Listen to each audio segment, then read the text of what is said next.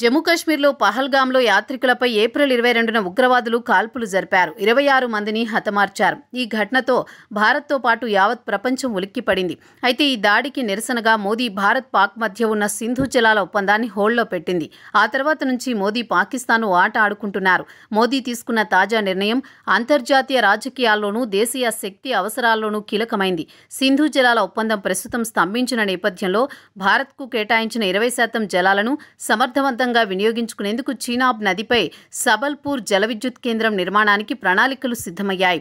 ఈ నిర్ణయం ద్వారా భారత్ శక్తి ఉత్పత్తి సామర్థ్యాన్ని పెంచడమే కాక పాకిస్తాన్తో జల వివాదాల్లో వ్యూహాత్మక ఆధిక్యత సాధించాలని మోదీ లక్ష్యంగా పెట్టుకున్నారు. 1960లో భారత్ పాకిస్తాన్ మధ్య కుదిరిన సింధు జలాల ఒప్పందం ప్రకారం సింధు నది దాని ఉపనదులైన రావి, బియాస్, సట్లెజ్, చీనాబ్, జీలం, ఇండస్ నదులు జలాలను ఇరు దేశాలు పంచుకోవాలి. ఈ ఒప్పందంలో చీనాబ్ నది జలాల్లో భారత్కు 20%, పాకిస్తాన్కు 80% వాటా కేటాయించబడింది.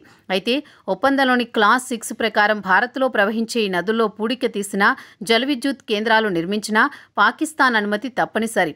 ఈ నిబంధన భారత్కు పెద్ద సవాల్గా మారింది. ప్రస్తుతం ఒప్పందం స్తంభించిన నేపథ్యంలో పాకిస్తాన్ జలవనరుల వినియోగంపై అడ్డంకులు సృష్టిస్తోంది. భారత్ ఆరోపిస్తోంది. ఈ నేపథ్యంలో అవసరమైనప్పుడు నీరు విడుదల చేయకపోవడం, అనవసర సమయంలో వరదలను సృష్టించడం వంటి చర్యతో భారత్ ఇప్పుడు పాకిస్తాన్పై వ్యూహాత్మకంగా ఒత్తిడి తెస్తోంది. ఈ పరిస్థితుల్లో మోదీ ప్రభుత్వం సింధు జలాలను సమర్థంగా వినియోగించుకునే దిశగా అడుగులు వేస్తోంది. పూర్తిగా వినియోగించుకోవడంతో పాటు జమ్మూ కాశ్మీర్, పంజాబ్, హిమాచల్ ప్రదేశ్ వంటి రాష్ట్రాల్లో విద్యుత్ సరఫరాను మెరుగుపరుచుకోవచ్చు. అదే సమయంలో ఈ ప్రాజెక్టులు పర్యావరణ అనుకూల శక్తి ఉత్పత్తికి దోహదపడతాయి. ప్రస్తుతం సింధు జలాల ఒప్పందం హోల్డ్లో ఉన్న నేపథ్యంలో మోదీ ప్రభుత్వం వేగవంతంగా చర్యలు పాకిస్తాన్తో పునరుద్ధరించే నాటికి జల విద్యుత్ ప్రాజెక్టుల నిర్మాణాన్ని పూర్తి చేయాలని భావిస్తోంది.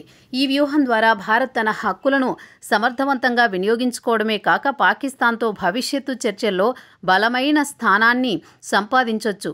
అంతర్జాతీయ రాజకీయాల్లో ట్రంప్ నిర్ణయాలు, సుంకాలు, పార్లమెంటు చర్చలు అందరి దృష్టిని ఆకర్షిస్తోన్న వేళ మోదీ మాత్రం సింధు జలాలపై దృష్టి కేంద్రీకరించారు.